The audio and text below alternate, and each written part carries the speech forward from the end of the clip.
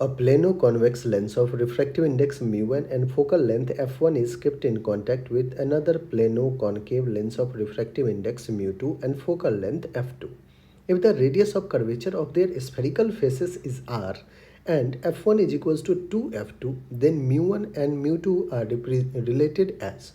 बच्चों JEE main में 2019 में क्वेश्चन पूछा है प्लेनो कॉन्वेक्स लेंस, एक प्लेनो कॉन्वेक्स लेंस का ये इंफॉर्मेशन दे रहा है।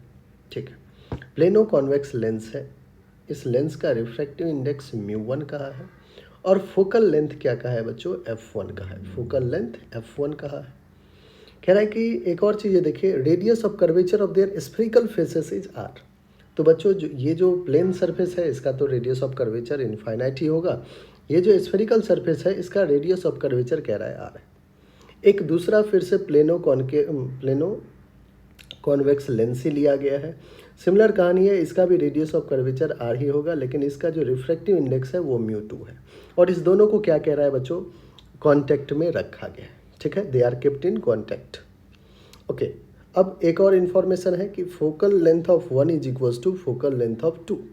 इसका फोकल लेंथ कितना था, f2, तो focal length of 1 is equals to 2 times of focal length of 2।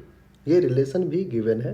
तो कह रहा है कि अगर फोकल लेंथ के साथ ये रिलेशन है तो रिफ्रैक्टिव इंडेक्स के साथ आपको रिलेट करना है। ठीक है बच्चों, आइए समझते हैं एक चीज़।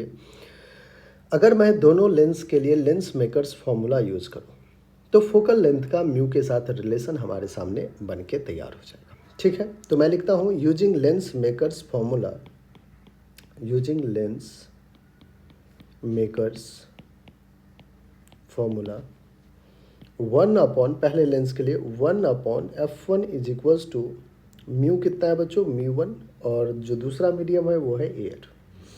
तो एयर से लेंस में जा रहा है रे हमारा, तो mu1 कितना ले लेते हैं 1 माइनस का 1 into 1 upon radius of curvature first surface. First क्या है हमारा, फर्स्ट है प्लेन, प्लेन का इन्फिनिटी, माइनस का 1 अपॉन r। अब बच्चों यहाँ पे साइन कन्वेंशन देखिए एक बार, यहाँ पे मैं फिर से ड्रॉ कर दे रहा हूँ। अगर इसका रेडियस देखेंगे तो वो इस डायरेक्शन में आएगा जो कि खुद निगेटिव r हो जाएगा, है ना। साइन कन्वेंशन कहता है कि ये तो खुद माइनस r हो जाएगा, माइनस माइनस बच्चों प्लस हो जाएगा। 1 अपॉन f1 क्या आ जाएगा, mu1 minus 1 into 1 upon infinity will be 0, minus minus plus 1 upon r। ठीक है बच्चों, यहाँ से फोकल लेंथ f1 क्या आ जाएगा बच्चों, तो आप कहोगे कि सर r ऊपर चला जाएगा, नीचे आ जाएगा म्यू माइनस 1। आई होप यहाँ तक बिल्कुल क्लियर होगा। अगेन फिर से हमें क्या करना है, सेकेंड लेंस के लिए 1 upon f2 is equals to second lens का रिफ्रैक्टिव इंडेक्स mu2, ईयर का 1 माइनस का 1 into 1 upon radius of curvature infinity, minus का फिर से 1 अपॉन माइनस का r। 1 अपॉन f2 बच्चों आ जाएगा mu2 माइनस 1, 1 अपॉन इन्फिनिटी 0, तो minus minus plus 1 upon r। फिर f2 अपन लिखेंगे तो r ऊपर और mu2 माइनस 1 नीचे। ये हमारा f2 का रिलेशन बन के तैयार है। अब बच्चों according to problem f1 is 2 times of f2, तो according to problem we can say that f1 is equals to 2 times of f2। That implies f1 क्या है बच्चों, r upon mu minus 1 which is equals to 2 times of f2 क्या है, r upon mu2 minus 1। बच्चों numerator ने numerator को cancel out किया तो हमारे पास आ गया ये 2 अपॉन mu2 माइनस 1।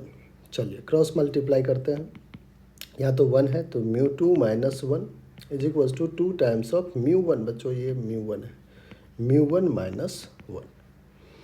ठीक है, अब एक मिनट 1 नहीं 2 होगा बच्चों, क्योंकि mu2 1 और 2 से मल्टीप्लाई कर रहे हैं तो ये 2 हो जाएगा। mu2 माइनस 1 इधर प्लस 2 को लेके आइए इज इक्वल्स टू 2 mu1। मैं कहता हूँ mu2 को उस साइड लेके जाते हैं तो 2 mu1 पहले से है, माइनस का mu2 is equals to 2 minus 1 will be 1, तो 2 mu1 minus mu2 is equals to 1। ये आपको mu1 mu2 के बीच में बच्चों रिलेशन आ रहा है। आइए एक बार देखते हैं, 2 mu1 minus mu2 is equals to 1 आपका फर्स्ट ऑप्शन है, और फर्स्ट ही बच्चों क्या है हमारा बिल्कुल करेक्ट ऑप्शन है। ठीक है बच्चों, आई होप आपको